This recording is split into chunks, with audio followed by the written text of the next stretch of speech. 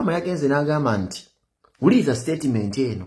Maama yagenze n'agamba nti mbadde nsaba ofuneyo akadde tugende twetondere omukyalo oli gwe twali twasobya. Uliriza. Mbadde nsaba tugende twetondere omukyalo oli gwe twasobya. Statement y'omujiwulira nga kitegeeza bannange ebintu by'Obuganda bino ebintu by'Abaganda ebintu by'okulogaloga gyebiri. Nga kitegeeza wakati wa Ssuuna Ben ne Maama badde balinayo omukyala gwe baasobya bo ababiri gwe bamanyi. Yensonga ki Maama agenze okufa essaawa zibadde obutikiriki badde bunayitako obw'okufa awadde mutabani we statement n'amugamba waliwo omukyala gwe tulina okugenda tumwetondere. Omukyala oyo olowooza yani oyo omukyala nze ku lwange ensuubira era kino kijje ku nze Nambwaayo. Nambwaayo n'okuba Yaloze Nambwaayo alina kye yakoze Maama Ssuuna Ben. Kijje ku nze ku Lucifer. Bino ebintu bya ddala. Nambwaayo obugumiikiriza ne obumalirivu bwe yakozesa ng'ayengera ennyumba etawedde. She was ready to do anything.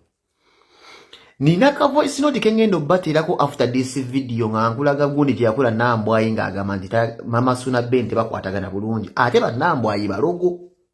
Nambwaayo balogo. So na video eri gye nayogeddeko eggulo abasajja tuyise bulungi abakazi. Nti bwe kiba kitegeeza Maama yagamba Ssuuna Ben twetondere omukazi. Kitegeeza waaliwo Ssuuna Ben kye yali akoze oba yasobyamukko ku Nambwaayo. Kuba Maama afudde amugamba tugende twetondere omukazi oli gwe wasobya. Nambwaayo. So baganda bange abali awo njagala kyonna mukijje ku Lucifer Nation today Nambwaayo video gyajjira bwe mbeera ofiisa ssaawa zino akulira poliisi akanisa moniyo oyina 100% ky'omanyi kufa kwa Maama Ssuuna Ben. Bano abasakazikazi bemula bano bankulidde Masaka bano abantu bairo gawano bano bola bano Nambwaayo ova ku mukazi ayingira ekifulukwa kale kyennaggwa n'abeera n'omwana ayonsa muzisivaamu. Uyo omukazi can do anything. Waliwo ennyumba gy'oyingira n'ogiwamba naye owamba ennyumba etawedde nga kifulukwa temulina madinisa gwe n'osulamu n'omwana wezo nga toyinza kutta nazaalawo gwe. Kuba Maama Ssuuna Ben bulijjo akyogera n'okyogera bintu bya mwana wange. Nambwaayo ayinza okwagala Maama Ssuuna Ben. Don't look any further nga munoonya ki ekisi Maama Ssuuna Ben. Maama Ssuuna Ben oba mukyala Kayonda azibini healthy nze mbadde mugobera nnyo ne Kasimayiro mukyala abadde talina buzibu ng'alabika bulungi naye kati Ssuuna Ben bamutegudde. Ssuuna bakutegudde taata kibi nnyo ddala kati Nambwaayo agenda kukufunza bw'ati. Ennyumba agitwale. Mwaka gukutambulidde bubi ennyumba omukazi yagiwamba agiremeramu ate nga wali wamukyawa. Yajinga erimu n'ebisubi tennagingira mu madinisa. Yina akulaga nti agitutte. Kati ne Maama amutegudde. Nodda nze nkyogedde Peng. Oyo Nambwaayo singa kati namusamoni nze dda. Yes. Ebintu by'eddogo gyebiri omuntu ayinza okulogera nnyo ku mwegendereza abakazi be muwasa. Mwegendereza abakazi be muzaalamu ate bamaama babamanyi ebintu. Olaba nti Maama afudde agambye Ssuuna Ben twetondere omukazi gwe twali twasobya. Maama abamanyi koodi Maama asobola okutegeera nti kino ekimbe mpulira no seewulira bulungi wano mpulira kinsimbi omuntu yenna amanya nti bankuttemu. Eno video mbabuulira amazima omuntu yenna mu Uganda asobola okutegeera nti nze bankuttemu ng'awulira teyeetegeera era osobola okutegeera nti sirwala bwe nti nandibanga aliko ekikyamu aliwo antaddemu ka speed governor. Era Maama yategedde nti Nambwaayo n'agambirawo omwana tugende twetonde. Kyekyo Ssuuna Ben era bw'ofuna akadde Nambwaayo genda omubuze Maama wasse waaki kati awo teweetonda. Naye nkuwulira bigenda kuggwera bubi. Ate ne nkuwulira Ssuuna Ben ng'okola statement manyi nkwagala nnyo nti ate olinayo ekivulo ogenda okole. Why? Maama yagenze n'agamba nti uliza statement eno. Maama yagenze n'agamba nti mbadde nsaba ofuneyo akadde tugende twetondere omukyalo oli gwe twali twasobya. Uliriza. Mbadde nsaba tugende twetondere omukyalo oli gwe twasobya.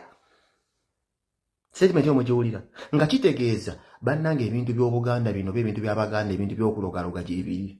Nga kitegeeza wakati wa Ssuuna Ben ne Maama badde balinayo omukyala gwe baasobya bo ababiri gwe bamanyi. Yensonga ki Maama agenze okufa essaawa zibadde obutikiriki badde bunayitako obw'okufa awadde mutabani we statement n'amugamba waliwo omukyala gwe tulina okugenda tumwetondere. Omukyala oyo olowooza yani oyo omukyala nze ku lwange ensuubira era kino kijje ku nze Nambwaayo. Nambwaayo n'okuba Yaloze Nambwaayo alina kye yakoze Maama Ssuuna Ben. Kijje ku nze ku Lucifer.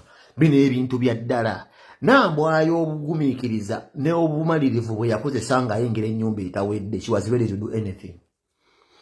Nina ka voice note kengendo batirako after this video nga nkulaga gundi kyakola Nambwaayo nga agamba nti Maama Ssuuna Ben tebakwatagana bulungi. Ate Nambwaayo balogo.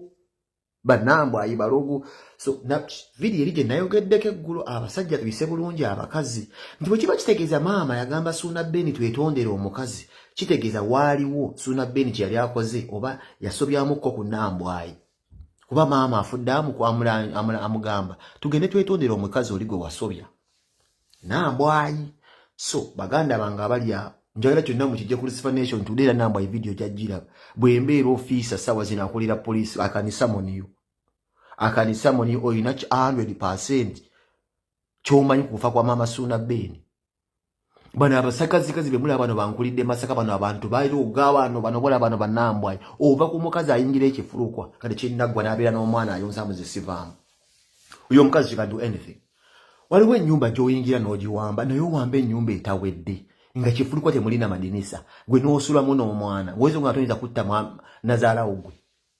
Kuba Maama Ssuuna Ben bulijjo akyogera n'okyogera bintu bya mwana wange. Nambwaayo ayinza okwagala Maama Ssuuna Ben. Don't look any further nga munoonya kyekisi Maama Ssuuna Ben.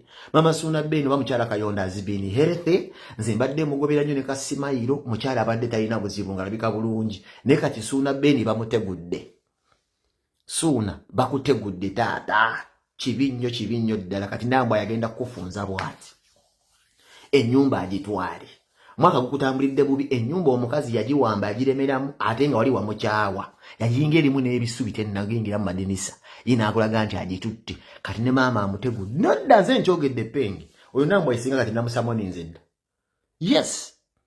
Ebintu by'eddogoje ebiri omuntu ayinza okulogera nnyo ku mwegendeza abakazi be muwasa. Mwegendeza abakazi be muzaalamu ate bamaama babamanyi ebintu. Olaba nti maama afudde agambye Ssuuna Ben twetondere omukazi gwe twali twasobya. Maama abamanyi kodi maama asobola otegeera nti kino ekimbe empulirano seewulira bulungi wano mpulira kinsimbi omuntu yenna amanya nti bankuttemu. Eno video mbabuulira amazima omuntu yenna mu Uganda asobola otegeera nti nze bankuttemu ng'awulira teyeetegeera era osobola otegeera nti sirwala bwe nti nandibanga liko ekikyamu waliwo antaddemu ka speed governor era maama yategedde nti Nambwaayo n'agambirawo omwana tugende twetonde. Kyekyo Ssuuna Ben era bw'ofuna akadde Nambwaayo genda omubuze maama wasse waaki kati awo teweetonda. Awo teweetonda.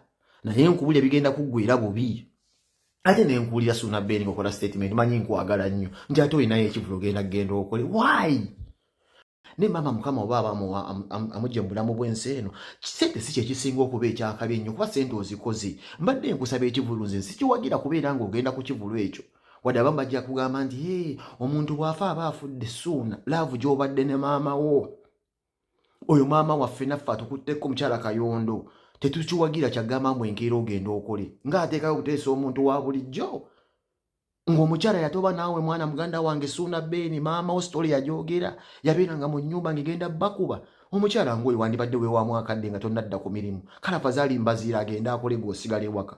Goyinza okulaba nga Peng ateeseza obi nembadde nkugamba blood toyinza kuziika maama leero enkeera n'odduka mu kibuga ogenda okole. Banne sente zirima tumalamu nnyo. Ebiseera ebisinga n'omuntu gw'oteeka agenda neewunya n'agamba nkusingira sente ate sikale beerako kewaka waliwo abantu abagendeyagadde okujjako kukyalira bakubudeebudde bakugumye ne baganda bo balina kusanga wakana ate bannange n'abantu abannayuganda bafiirwa abantu ate n'odduka mu bbaala ne bakusanga enkeera nga waziise omuntu oli mu bbaala mutanze otulaga nti ebiseera ebisinga abantu abamu oba bagenda bava mu nsi eno mubanga abawunya mutebuse batebuke nti mulinga abajaguza. So Ssuuna wakati waffe ngaffe baganda bo basebwato ne sebwato mukubidde ku simu Ssuuna ekintu ky'ekivuluzi sikiwagira mwana kubeera nawo okimanyi ogenda kuba ng'okya grieving nga tugenda kubeera ti best mboli performing ogenda kikola for just a paycheck bra ngodda olimba oswatchinga mayinja nga maama yafudde eggulu omulese mu bitooke Ssuuna tugenda kubeera Ssuuna Ben natugamba tuwanike ne tuteekayo